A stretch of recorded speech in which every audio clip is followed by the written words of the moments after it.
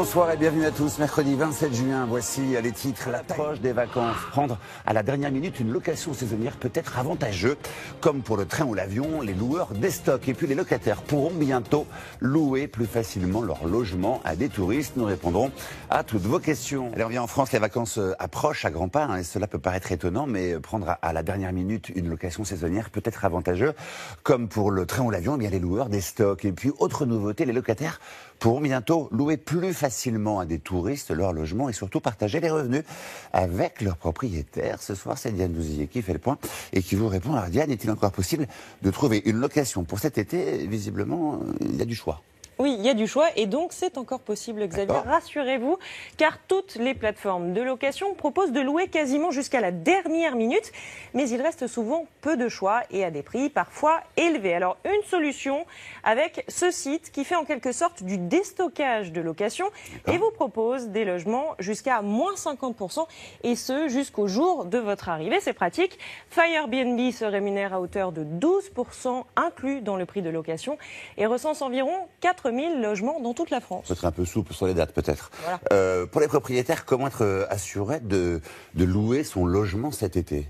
Alors, c'est vrai, Xavier, que face à la multiplication des offres entre particuliers, il est parfois difficile de se démarquer. Là, un bon plan, Host & Fly, cette plateforme s'occupe d'optimiser le taux de remplissage de votre bien et surtout, elle vous garantit des revenus même si votre logement n'est pas loué. En moyenne, 1 678 € par an pour 25 à 30 nuitées dans l'année contre une commission de 20%.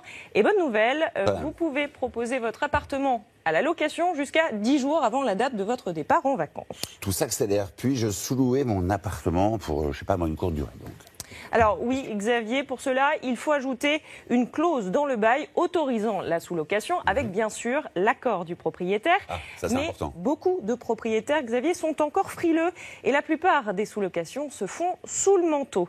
Alors pour que tout le monde y trouve son compte, Airbnb et Century 21 proposent un nouveau service. Là, c'est l'agence qui met l'annonce en ligne. Elle gère toute la partie administrative, tandis que le locataire, lui, fixe le prix et reçoit ses hôtes. Les revenus sont partagés de façon automatique, 70% pour le locataire, 23% pour le propriétaire et 7% pour l'agence tout de même. Le service sera lancé dès la rentrée à Paris. Dans tous les cas, Xavier, pour la sous-location, il y a 3 conditions à respecter.